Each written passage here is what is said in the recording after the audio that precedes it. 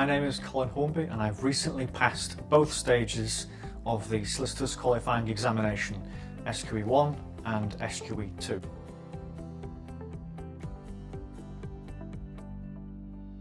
Before commencing any formal legal qualifications or training, I worked in a high street practice in Warrington for 8 years, and during that time I became very interested in the law and how it worked, so I commenced a law degree in 2017.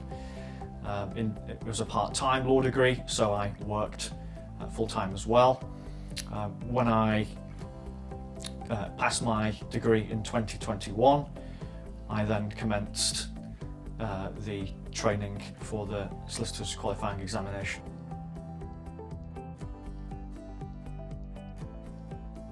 The SQE enabled me to qualify much more quickly than I would have done following the more traditional route via the Law Practicing Certificate, the LPC. For example, if I had gone through the LPC route, I would have had to have approached numerous firms to see whether I could get myself a contract. I understand it's a very competitive market, so that would have also had its challenges as well, and it would never have been a guarantee to get myself a training contract. Whereas with the SQE route, it allows trainees to register their qualifying work experience or any work experience they may have banked before commencing the Solicitors Qualifying Examination. So in June of 2020 I was able to register my qualifying work experience on my SQE account, whereas with the training contract route I would still be effectively working my way through that now as we speak, whereas with the SQE route I am now a qualified solicitor.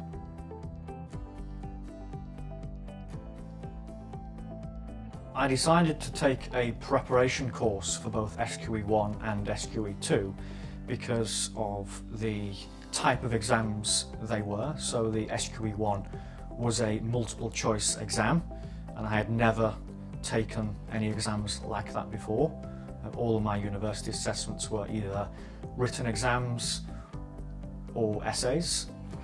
The reason why I chose QLTS was the significant experience they had at providing preparation courses for the QLTS exam, the Qualified Lawyers Transfer exam, which I understood they had been providing for well over 10 years. So it was important for me to choose an organisation that had an already established reputation within the market, which QLTS had. So that was the main reason why I chose them. One of the other reasons was the cost as well. QLTS were not only the most established organisation, they were also one of the most competitive when it came to costs of the preparation courses.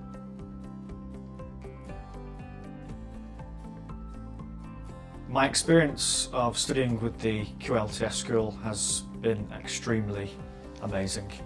From the very beginning, when I first had a telephone call with the business development manager, who was able to explain the way in which QLTS school worked and how I would access all of the materials, the types of materials that they had, the different course packages that they had, and what that entailed, how I would access the materials.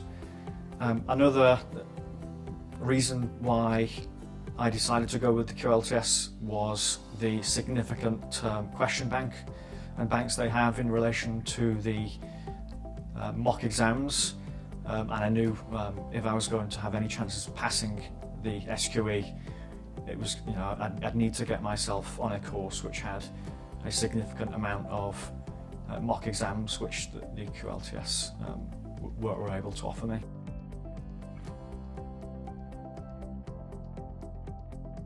I found the mock exams the most beneficial aspect of the QLTS package. However, it would also be fair to say that the complete package, that all of the materials were very useful. So for example, you are provided with textbooks for both SQE1 and SQE2. The books are very informative.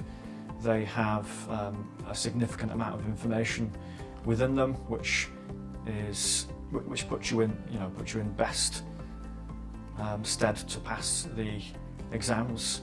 It's clear to me that the QLTS school are aware of the specification of these exams, and when reviewing the SRA specification on the SRA website,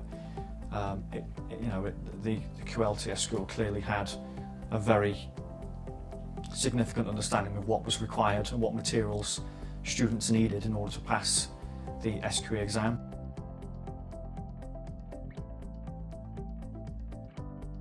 Time allocation was very important in relation to my circumstances, because I continued to work full-time, and that's one of the other reasons why I chose QLTS.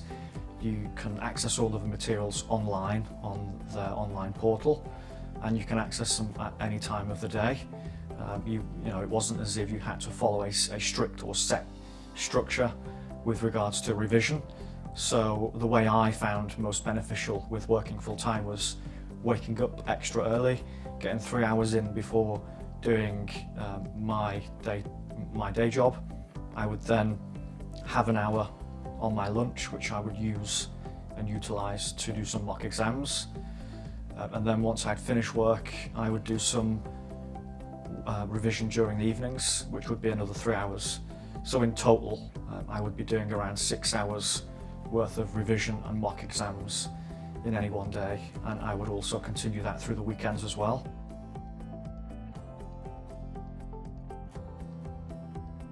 I felt very prepared when it came to taking both SQE1 exam and SQE2 exam.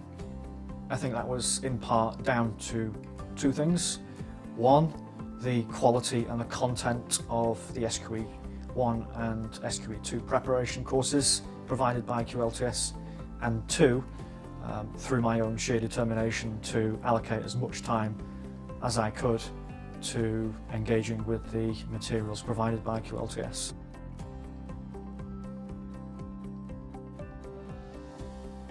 The SQE exam has helped me in a variety of ways, which include being able to qualify much more quickly than I would have been able to qualify by following the LPC route.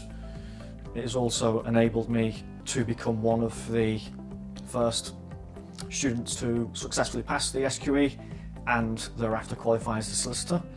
I think the SQE and the way in which the SRA are making solicitors qualify in the future is a complete shift, which I think is a good shift because of the centrally assessed examination element.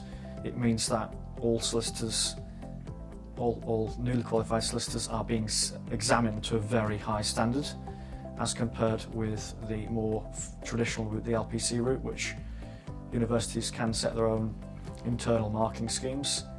So I think essentially that the SQE is introducing a new breed of solicitor.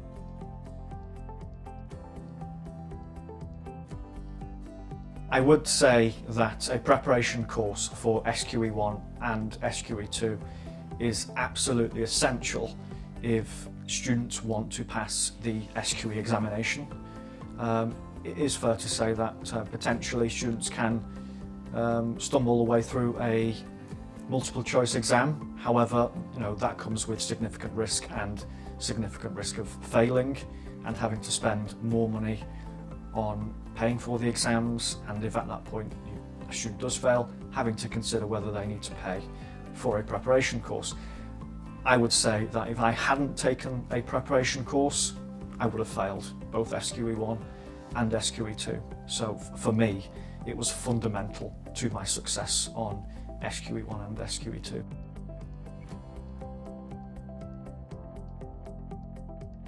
My advice to anybody considering the Solicitors Qualifying Examination, and in particular a preparation course, is that you need to start early. My mistake, I think, although I passed the exam, was leaving it too late before booking on a preparation course.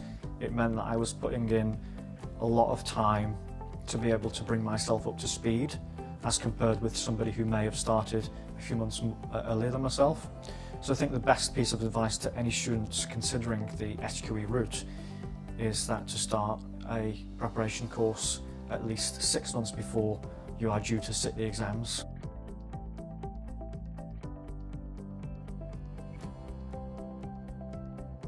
I think one of the most important skills for any modern lawyer to have nowadays is a great ability to listen to what clients actually want. I think from being able to have so much experience of working in law firms over the past year, I think one of the essential skills for any newly qualified lawyer to have is an ability to listen. My experience is that if you are able to develop a very strong listening skill, you are able to understand fully what is a particular client may actually want from a case. I think it's easy for lawyers to provide clients with what their advice is and what their spin on how their case should progress, but sometimes that's not actually what the client wants. So again, I think that one of the most important skills for modern lawyers to have is a great listening skill.